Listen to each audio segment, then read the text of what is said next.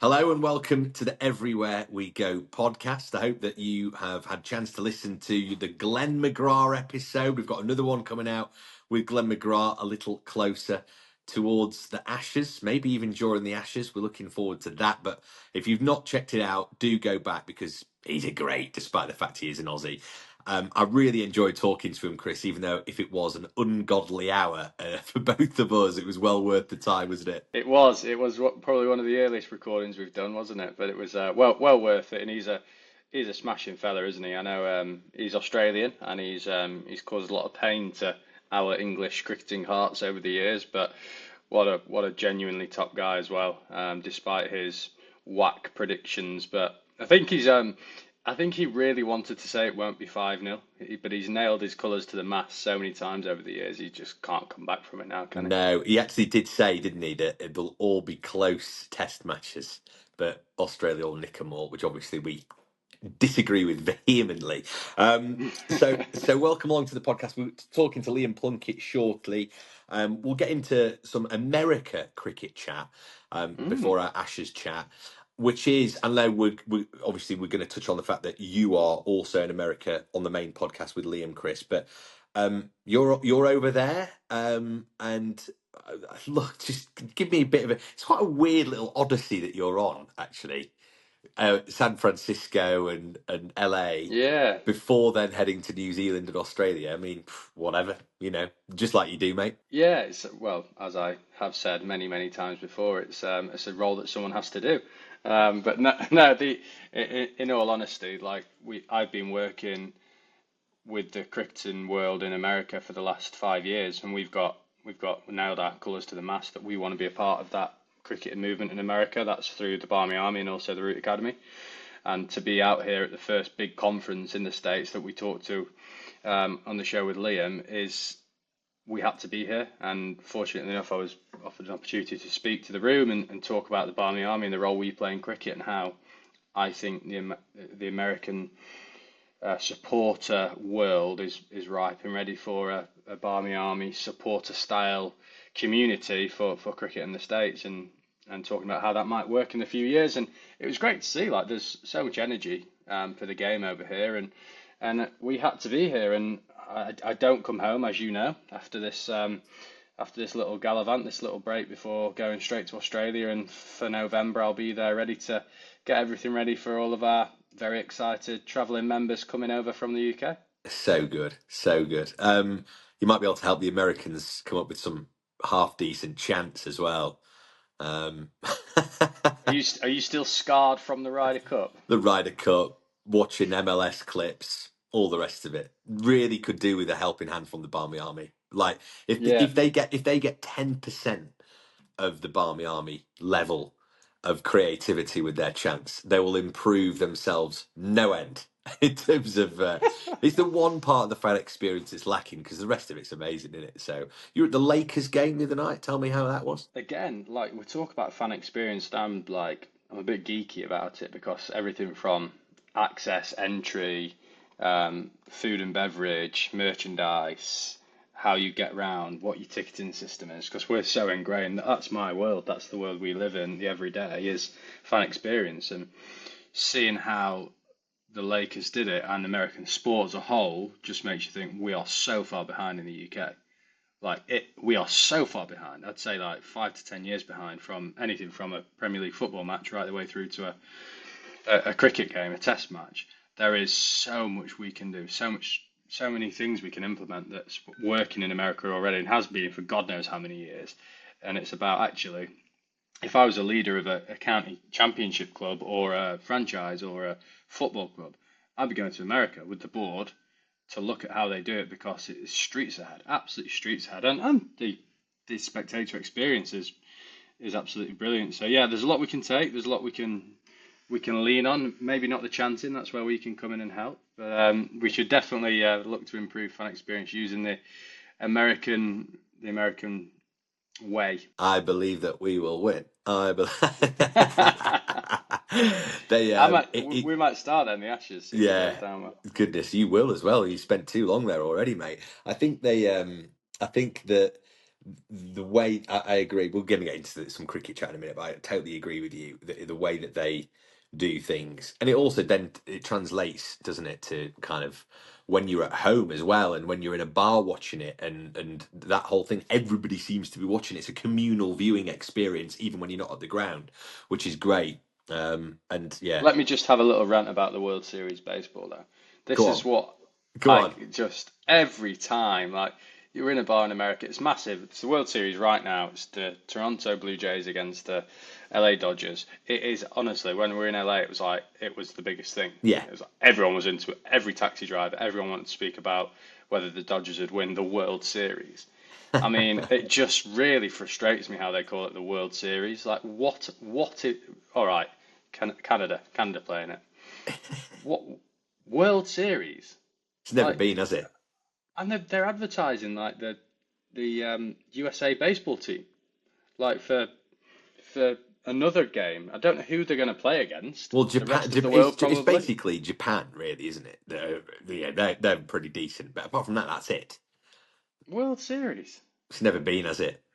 Anyway, We could sorry. call the Ashes the World Series. There's more world about that than the blooming baseball, let me tell you. There is. You are right, actually. You are right. Right, we're going to talk to one of our favourite World Cup winners here on the podcast, Liam Plunkett. Always really good kind of insight. He's obviously done it all in the game. He's toured down under with England. He's won franchise tournaments. He's obviously won the World Cup, like we mentioned. He's a brilliant guest to get on and kind of looks at it because as we're about to continue with our USA chat, he kind of looks at it from afar, which I actually think is good because it gives him a fresh pair of eyes and he's not part of the kind of cricket treadmill, if you like, is he? So yeah, looking forward to hearing from Liam Plunkett, our guest on this episode of the Everywhere We Go podcast.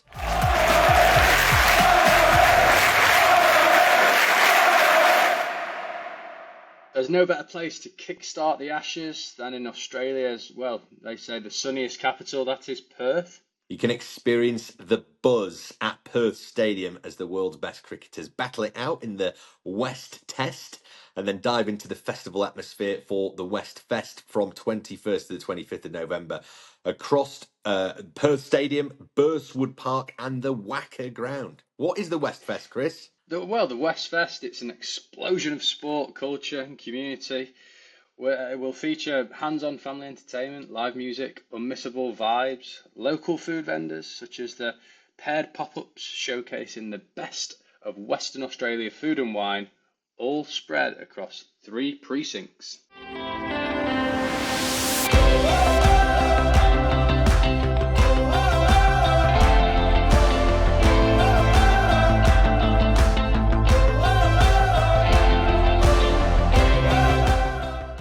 Well, you can discover 19 stunning beaches. That's a lot of beaches. Vast scenic parks, Perth's Paradise Island, Rottnest Island, and wine country amongst a thriving metropolis of small bars, creative restaurants, curated cultural experiences, and street art. Make it more than a match, make it a WA adventure. Plan your dream Perth itinerary today by visiting westernaustralia.com.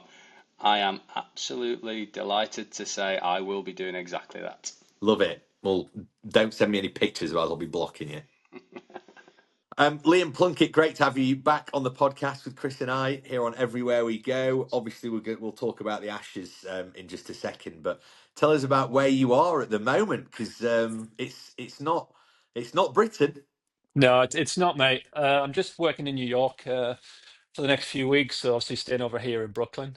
But yeah, it's different, right? Because you're still involved heavily in cricket, and it's so surreal. As you said, I'm from Middlesbrough, mate. From just down there in Middlesbrough, in between Durham and Yorkshire. I'm not sure which one it is. I always get chewed out for that, but.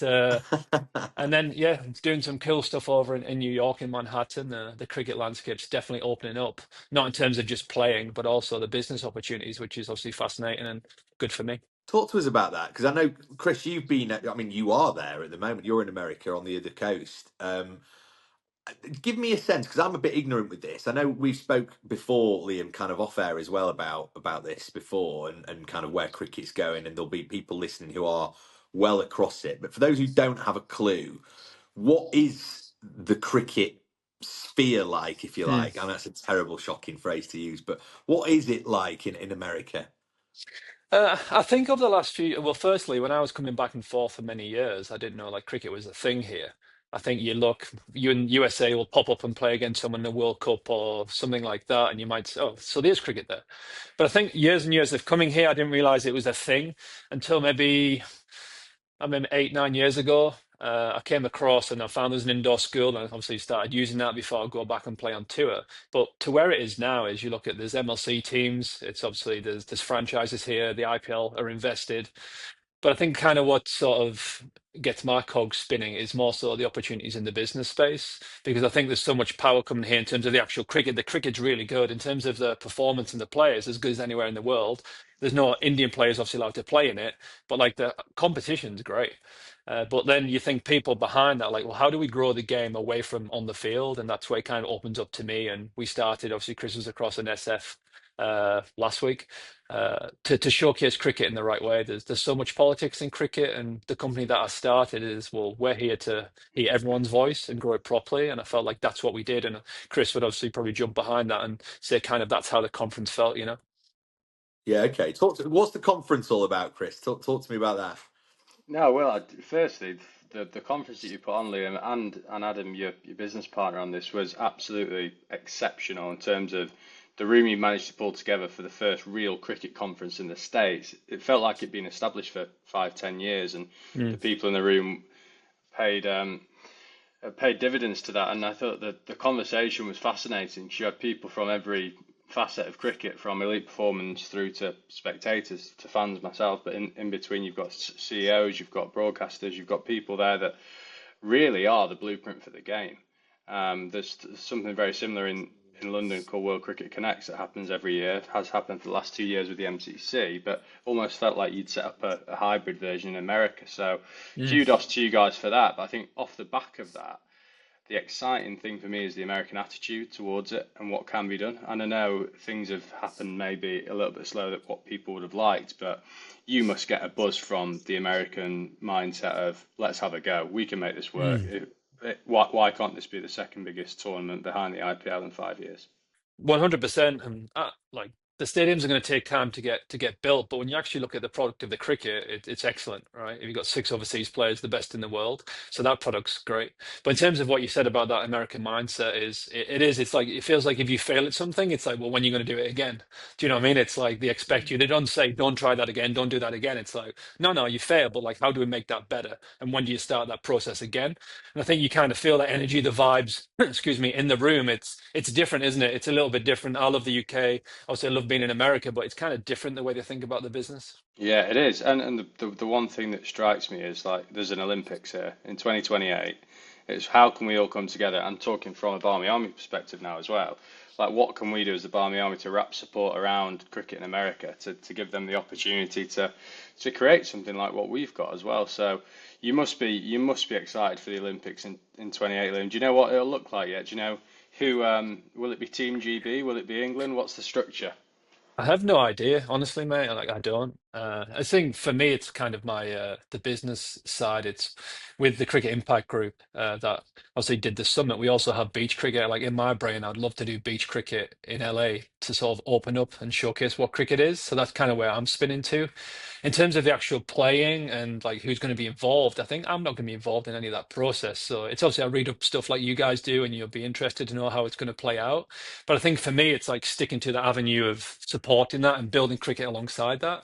The politics over here are a bit naughty, as you know, Chris, and what you've probably read up in the newspapers or in the media. So it's trying to like keep, okay, this is my lane. I want to grow the game properly, and I want to associate myself with the right people who want to grow the game properly. Everyone's got an agenda, but I feel the Cricket Impact Group, our agenda is to grow the game and do it in the right way. You know, it's Yeah. bringing people together. You don't have to have the best conversation in the world. You just need honest, truthful conversations, and stuff comes from that. And I think there's been a lot over the past where people are not honest and open, and that's why it's probably not grown properly. Hence why USA Cricket are bankrupt. You know. I was going to say, you see the way that the 100 was received. And look, whatever your view is on the 100 and Hmm. what it's done to the English game and all the rest of it, the attitude in England, I'll say it, I thought was terrible, so narrow-minded and short-sighted. And I know that something actually, Chris, we've never really actually nailed our colours to the mast on it, but I'll say it. I think that actually people just need to pull their head out the backside with it a bit, because that has brought a load of money Hmm. into the UK, but it took a lot of time. There was a lot of resistance and there was a lot of negativity. And I'm sure that if they went back to the start, they would have done things, I'm sure, a little bit differently, maybe. But ultimately, it's reaped the rewards. But like you say, going back to the American mindset, what really excites me is if it does grow, Hmm. it's going to be cricket on steroids, isn't it? You know, with the stadia Hmm. and all the rest of it. I mean, we were just saying, Chris, just before you came on, Liam, you were at the basketball the other day at the Lakers, Chris. I was at the Knicks game the other week, and the whole way they do those things is just amazing. It's just, if they could bring some of that to cricket, and then that Hmm. transfers around the world. Well, as a cricket fan, I don't really see a downside to it. It's amazing. Yeah, I mean, that's what here. I mean, as you're growing up as a kid, and New York's so far away from us, and America's so far away from us, but what they do well is to do the entertainment side of the business better than anyone else. Lakers and the Knicks. I was at the Knicks game a few weeks back, and it's so easy for them. They just do it properly, and I think that's why I align myself with Adam in the Cricket Impact Group, because Adam has his company AMHC, and he was like, they do things properly. I'm just the kind of the cricket brain in it in terms of like the partnerships and stuff, but kind of associating yourself with a group of people, and it can be Americanized no matter what you do, whether it's a cricket impact lunch or a summit. It's like, how can we tell the story of cricket but make it an American kind of vision? Because that's why we're here. We're in America, right? We're not anywhere else. It's like, well, let's Yeah, use this. Same with the MLC. They need to get behind it. They need to do the hot dogs in the stand. They should do all of that stuff. It's yeah, cricket, but you have to use the American sort of brain, and what did Americans like, and how can we interest them to get across to the game? And that starts from obviously the people don't know about it, spread awareness, but it also starts at grassroots crickets and getting kids to come and enjoy the game. If they enjoy the game, they might go to a stadium to watch professional. It bleeds across all platforms. Well, one thing I was going to speak to you about, Liam, just before we go into England cricket matters, was looking at the structure of the game in America. Do you think anything needs to change from an MLC perspective, or do you think the structure's right, the franchises are right? It's now getting behind that, and then the pathway under that is created, and then all of a sudden you've got an American cricket pathway. Yeah, I think kind of how I look at it is I know you said top to bottom, bottom to top. I think you need to start because that's already here. Like that MLC is growing fast, where the franchise is probably going to expand in the next few years. And I think the grassroots cricket, MLC tried to grow that properly, but they made a little bit of a mistake, and I guess I can say it is when they first started, they have all these academies across America, and then they just bring players in. A part of your contract is to be a coach in that facility, but not every cricketer wants to be a coach. And they're not going to go into that with a full mindset of how do I become the best coach? What do the kids need from me? They're going to go into it as I've got 3, 4 hours to kill here. I'm going to put the bowling machine on. The kid's going to hit the ball, right? So that's kind of the issue for me. It's like, great, you've got a name of a player, but he's not there to coach. He's there to take his money, tick a box, and leave. So I think that's kind of we need to approach that, and why like kind of built that platform, the Liam Plunkett coaching, because I feel like the coach education is not there. I also spoke about like background checks of potentially 80% of the coaches in America don't have background checks to work with kids. So as an organization, how are you going to take anyone serious if that's the thing? So I think it's doing this properly at the bottom, putting systems in place, whether it's with the different franchises. Every coach has to go through the background check and go through a coach education, just so you know that person, you know where they come from, you know what their beliefs are. And I think you can work at the bottom. The top will take care of itself. In the middle is the tricky navigation. And I want to stay well away from that because you've got clubs and minor leagues and all sorts of things going on there. I just think if we concentrate on these two and just chip away, I think it will streamline.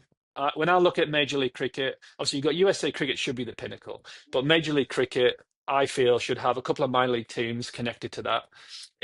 Then you have like a high performance squad of like an academy, and I think that's how you build like a ecosystem of good coaches, good players at the top, and at the bottom here, it's having the right people, background checks, getting them through coach education, and I think that'll start to come together. You know what's interesting as well? I've just gone in hard on kind of the UK mentality a little bit.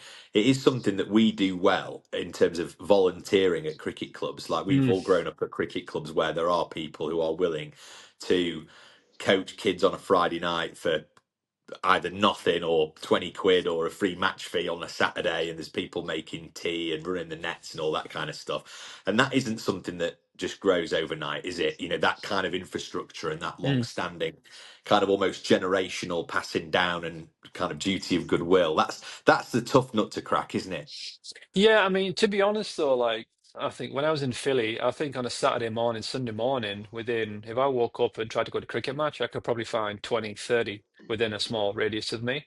There's volunteers are there, parents are there, they're great, they're very passionate. A lot of the parents from India, Pakistan breathe cricket, love cricket, they want to help. It's sometimes too much help. There's like 15 parents trying to help. I'm like, oh, relax, it's fine, I can figure this out. But Mm. that's there. It's just like the main coaches for me is you need to have like a proper structure. You guys know you've Chris and the Root Academy and stuff. If you have coaches, it's you're a teacher. You have to have a plan. You have to have a strategy. You have to have a six. Do you know what I mean? You have to have a vision of what that looks like. And I think that's the lacking area. Not people being involved and want to be part of the community. I think it's just the coaches being properly educated and having like a vision and being like a really good teacher for the kids. And I think we lack a little bit of that. Before we move on to the Ashes chat, is cricket better than baseball? Yeah, of course. Silly question, mate. I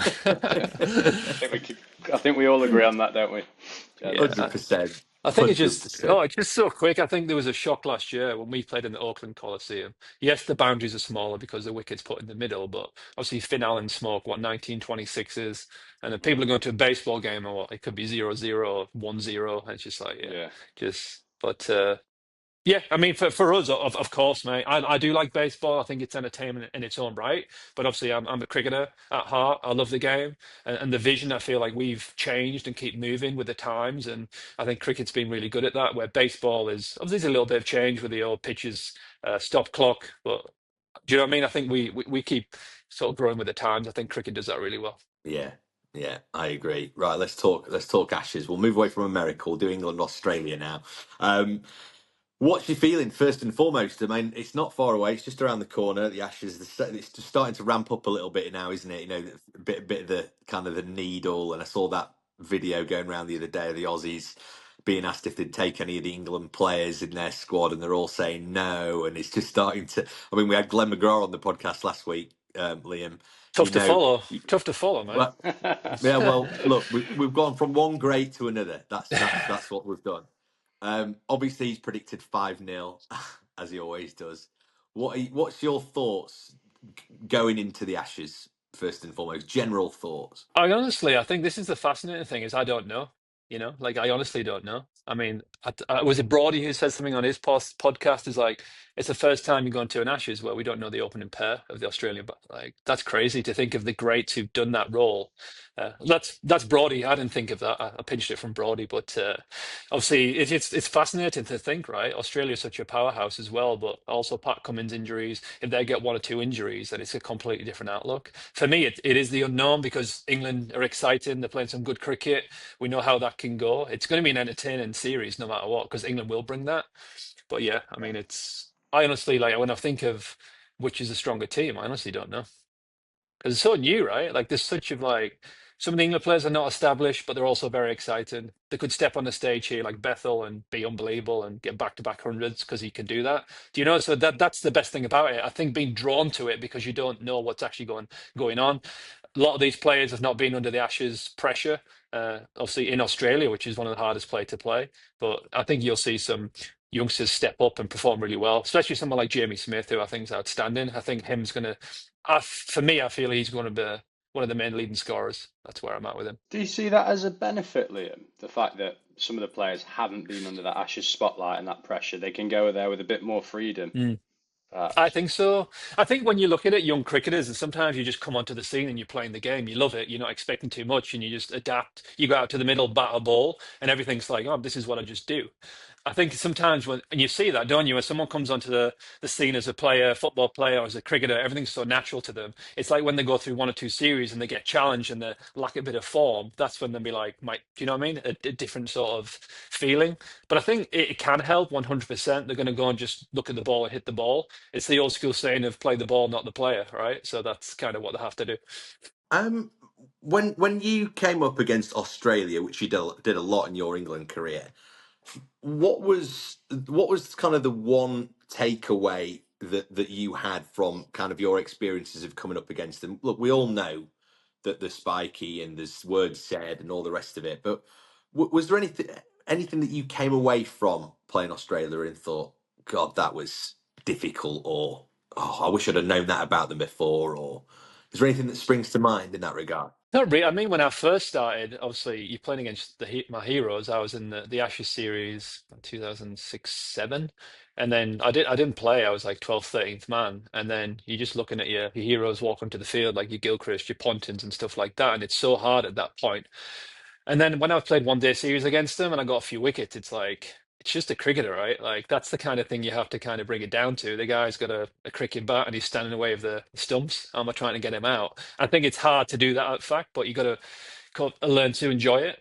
I think speaking to Corey Anderson's over here as well, it's like franchise cricket's kind of, yeah, it's not like the Ashes spike. You don't see each other for forever, and then you're against each other and like, okay, this is absolute a massive battleground. It's like I just had coffee or dinner with that guy last week in India. I was in South Africa with these two bowlers. They're on my team, so you know when you're playing, it's gonna be grind. It's going to be hard cricket, but you know that guy there is your mate. You just had dinner with him like last night, so it's like a little bit different. So I can't imagine obviously Brett Lee and Mitch Johnson having dinner with Trotty and Belly and stuff like that, right? So it's I think the franchise landscape has opened it up a little bit. It is obviously going to be an unbelievable series, but I think like that tiny bit of I don't know what he is as a person. Like he's just a cricketer trying to hit me in the head. Well, actually, he's a great father and he's a great brother. Or you know what I mean? Like you feel like that kind of side to them. I think that's changed a little bit of things. Yeah, bit of a shame that, isn't it? Yeah, like yeah. I mean it is because yeah, you want to go out there and it's absolute coliseum, don't you? You want to feel all of it and like. But I think it still is there. But I think you just know that person a little bit, right? He's still trying to do the same things, but you know he's like he's more than just a cricketer. He's not there just cricket. You know him as a family person, I guess. I've just seen a picture of Steve Smith this morning, shades on. He's been in the gym, hasn't he? He's been posting his videos on Insta, doing his deadlifting. He's got this big chain round his neck. He's obviously going to be skipping in that first Test match. Um, I got to be they're the, careful here as well because like I'd be associated with someone in New York where Steve Smith's going to be living and training, so I got to be careful here. that's true. That's true. That is true, isn't it? I forgot Yeah. about that. So. That is weird, isn't it? Mm. I mean, he's still so good, isn't he? Still unbelievable. He's the danger man for Australia, really. If you can keep Smith quiet, you're almost halfway there, aren't you? It's just so awkward, isn't he? He's found his own unique way of being one of the best in the world. Like, look at his stats and his, yeah, he's just, you can tell he loves cricket. But yeah, he's such a pivotal part of that Ashes team in terms of being someone who can get runs and churn and churn and churn. You know, if he gets runs early on in the first test, that could potentially be him setting for 5 tests. That's what kind of player he is. He finds a way, he'll look like he's not enjoying it and he'll look awkward and stuff, but he's playing the game, right? He's very good. He's very switched on. He knows his game inside out. So yeah, it's going to be definitely tricky, but he's a massive part to play, isn't he? He's one of the best in the world. So I was at a event a couple of weeks ago, Liam, with Sir Andrew Strauss. Sorry, nearly just Andrewed him off. yeah. He said he said England's biggest challenge is going to be whether or not England they can take 20 wickets in Australia. Do you share that as Mm. a bowler? Do you think that's something that we can achieve with the attack we've taken over? Yeah, I was actually looking through that. We've got a lot of pace. We've got so much pace there. Obviously, you think of obviously, well, everyone there has got good pace. But yeah, I mean, that's a tricky thing. It's not a Duke's ball, is it? Like, it's not swinging around. You might not get some swing later on. So that's the grind. You feel like Aussie ballers are built different and they're perfect in in that environment. That's the way they grow up. They're used to that steep bounce. They always seem to find like that like extra kiss, like the old. Even when Glenn McGrath was bowling 80 miles an hour, he still had that like an Aussie kind of. But it's weird. You guys know what I'm kind of saying. It's like that heavy into the pitch, hard length. And I think that's just because they play there, they grew up there, where sometimes we can be a little bit more. We want to pitch it up to swing it. We want to nick off, whereas they're like more hammering. Like I always vision like the best bowlers in the world, the tall bowlers who smash the pitch. It's like when you put your fingers in like blue tack or Play-Doh, it looks like they dent the pitch every time the ball. That's kind of how I feel it. Whereas you look at Woody, express pace, uh, he's kind of like a skin bowler, but when I look at it, obviously you've got obviously Joffre smashes the pitch. I think Brydon Cast is someone who can do that role. I think he's a very strong cricketer and he smashes the pitch. He hits heavy lengths. So we do have the pace. It's do we have the ability to go for two and over? And who's our bowlers who can do that role? I think we've got express pace.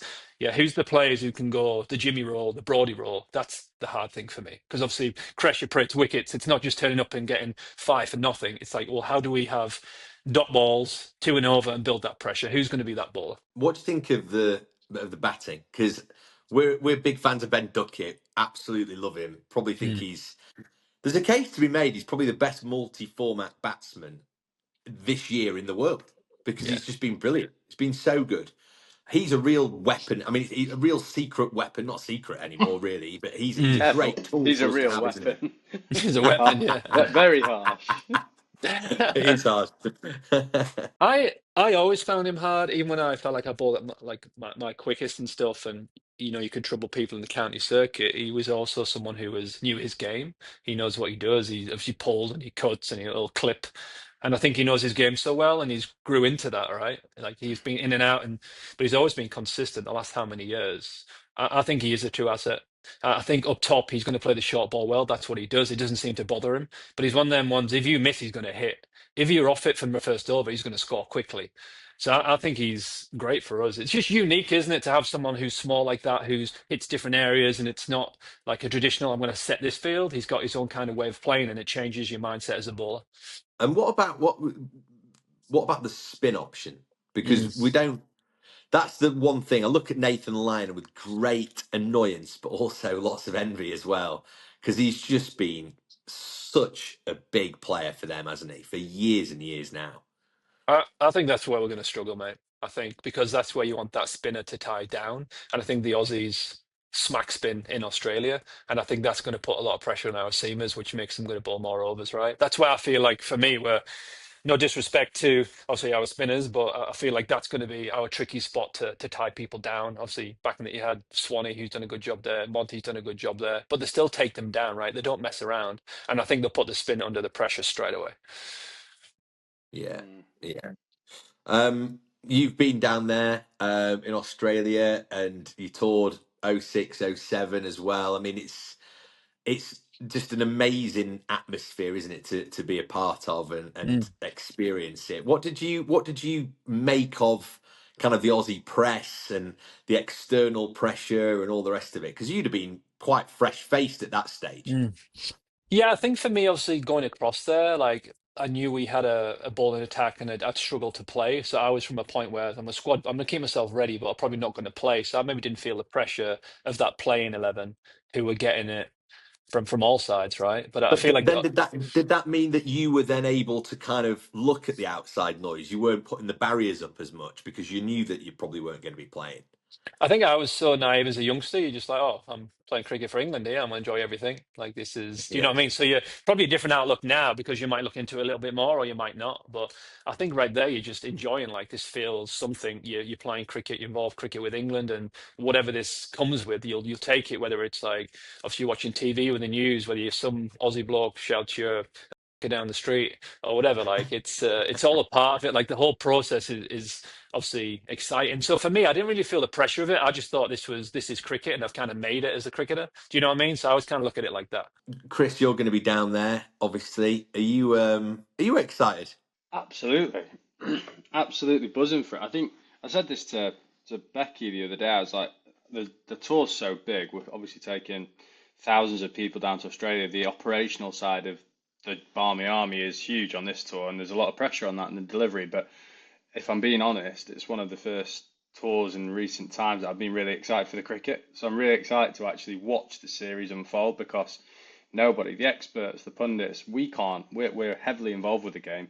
Nobody knows which way it's going to go. And if England can nick a win in Perth or in Brisbane, then the whole thing's wide open because the Aussie media will get right after their own team if we can win that first test. So really, really excited, slightly nervous, slightly petrified, but super excited for it to get going. Liam, one thing I was going to ask you about that was when you've looked at what everyone's saying about the team, what everyone's currently predicting about which way it's going to go, is there something in you that thinks there is an opportunity here for England to do something absolutely never done or never seen before and go and steamroll the Aussies in their own backyard? I think there's always that possibility, and I think it comes back to your point. It's like sometimes you're naive and you're just going to play cricket. That's actually a massive positive. They've been playing this certain brand of cricket for the last how many years, and we've seen some of the best cricket, test cricket of the last few years, and I think that's led them to this point now. So I don't think people are going to go in it and to be backing away from it. Every player there has performed for England in a Yeah. game. They've felt that what it feels like to play, and they've also failed, so they know what they're going in for. But I actually do. Obviously, it's kind of dreamlike, but you could see the England guys start and having an absolute flyer, just kind of playing the way they play, batting first and getting a massive score. And yeah, the Australian batting attack, it can be fragile as well, right? There's no one, Mm. there's obviously Smith and people like that, but there's an opportunity to get wickets. There is. So you got people there batting under pressure. Pressure obviously is hard to deal with as an international cricketer. So you got people, if they get a few low scores, then all of a sudden it's a different ball game altogether. You'd have enjoyed playing under Brendan McCullum, wouldn't you? Yeah, I think so, absolutely. I think when obviously Morgs had that mindset, so playing with England the last 3 or 4 years where we were the best in the world, I think it was very like that. It is from sometimes from the outset it looks a bit reckless, but there's a plan and a strategy behind it, right? It's not like guys just go out there and put a blindfold on and start swinging. Like that's never the case. It's like let's be aggressive and be and attacking with our bowling, with our field positions. When we bat, when's the right time to strike? Who's the bowlers to strike against? I think it's sometimes from a fan you'd be like, that's kind of reckless, but I think there's always a plan to it. You back your players. What's your player's strong point? If someone's going to sit in there and block the out of it and he's going to nick off because he's not confident, why would you not say that player? You're a very positive player. You can score runs quickly. Like duck it. You don't have to leave. Like if the ball's there, hit it. Like this is the best way you play. And I think that's what McCullum and Stokes have done. That identified what's the strength of each player, and then they'll back them strengths. That's so yeah, 100%. I would have loved to play underneath him. Yeah, you'd have slotted right in there. Actually, I can see it now, especially having a whack at the, sort of middle to low order as well. You'd have loved that. Um, the fact the fact that McCullum has got this balance. It seemed to me like the summer was a big turning point because you get the same old. I'm not going to name them, but the same old moaners in the sort of on TMS and on Sky, who would all be super critical the second there was a batting collapse or a low total. When they'd given the wickets away, fine. But like you said, there was always a structure and a reason for that. It just hadn't come off. But it seemed to me like against India, because it was obviously a step up in opposition, they had to have those passages of play where they were a bit more attritional, and you did see Duckett leave a few. I think he went from about 2% of balls being left to about 4%.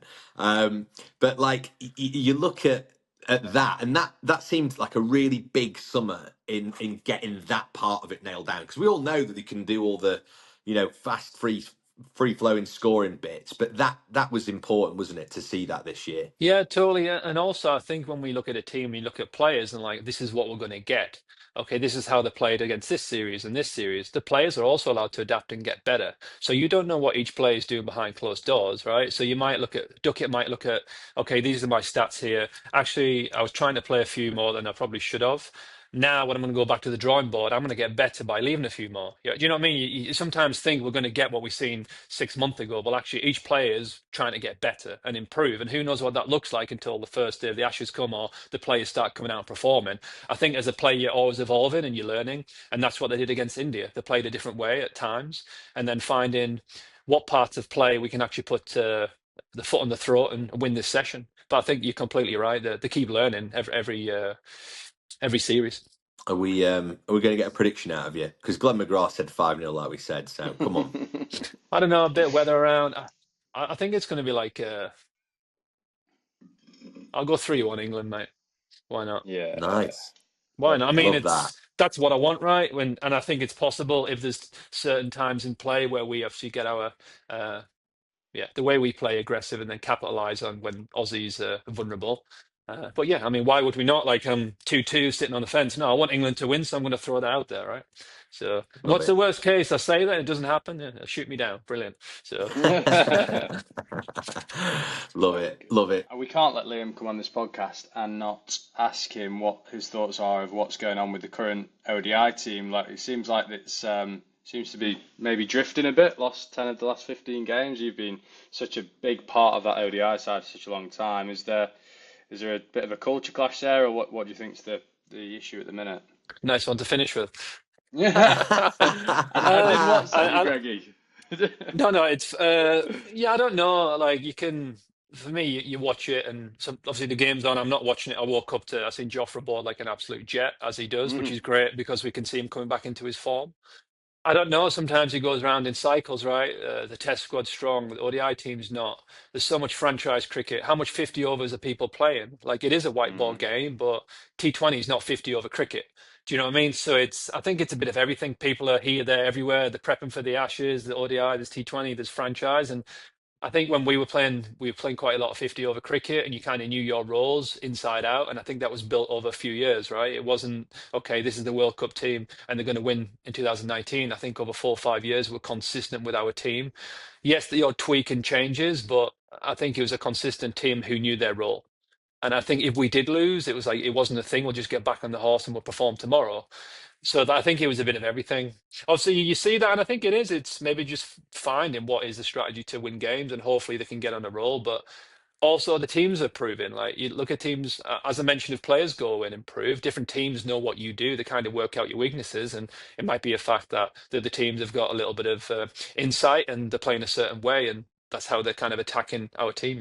I was watching it last night and I was thinking it just seems to be like they're drifting a bit, the team. And I thought, you know what?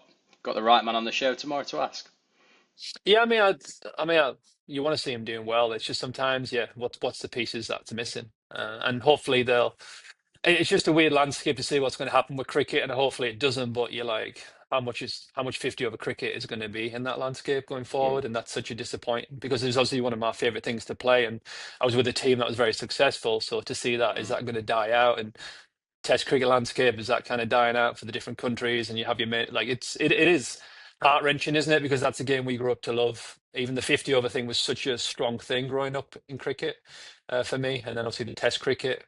But yeah, who knows? There's many different things can lead to a team not being consistent, and I think playing a consistent game helps become consistent in that game, if that kind of makes sense. It is a shame, though, isn't it? I mean, because, when you've won the World Cup, though, you expect it to be. I know we talk about legacy.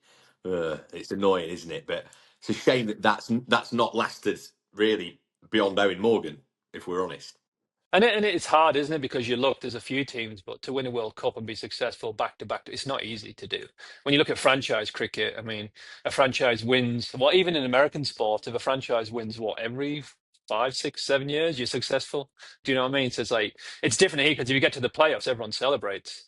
But like in a World Cup, if you get to the playoffs, it's like, you didn't make it, you bottled it. Do you know what I mean? So yeah, well, the best people are there, right? They've got the good squad. Obviously, Harry Brook's there leading it, and obviously he's an unbelievable player himself. So it's also trying to what's his decision making, getting him settled in the role. He's obviously a confident person, but getting him settled in the role. Maybe give him some. I'm sure Brendan is giving him the ability to make his decisions and pick his teams. So it's him getting used to that role also, I think. And Morgan's obviously Joss and Morgan have known the game inside out for many, many years. And you are a great cricketer as Brookie is, but you still need to learn to become that leader, and that takes time. Yeah. Tell you what, we'll get the Ashes out of the way, and then we'll worry about the white ball ODI team. How's Yeah, that? easy. Sounds Um, good. Exactly. Before we let you go, what's next? What's next on the horizon for you? Next few weeks? Yeah, just busy. As I said, I work down in Manhattan. So the Cricket Impact Group, we're getting our stuff together. We've got a lot of events coming up next year, and obviously some great leads from the Cricket Impact Summit and Expo. We're looking to take that to Dallas next year. So obviously the business world is new to me, but you have to get ahead of the game and get sponsors involved, right? Like a year out. So it's having them conversations and saying we're looking to, with the Cricket Impact Group, we launch beach cricket this year. So we've got 3 more islands to hit next year. Hopefully one of them being Jamaica, and I've just seen like that weather's absolutely ripped through Jamaica. I've just seen that, which is absolutely so. Obviously, my heart goes out to people there, but hopefully we're just trying to strategize, get sponsors on board, and build out what next year looks like. I feel like it's going to be a very, very busy year for Cricket Impact Group, which I'm excited about. Well, I think cricket. When you've seen a hurricane like that, cricket's probably a good Mhm. tonic, actually. So that'll be gratefully received by the people of Jamaica, I'm sure. Liam, enjoy. Thanks so much for coming on, mate. Really good talking to you. You too. Cheers, James. Cheers, Chris.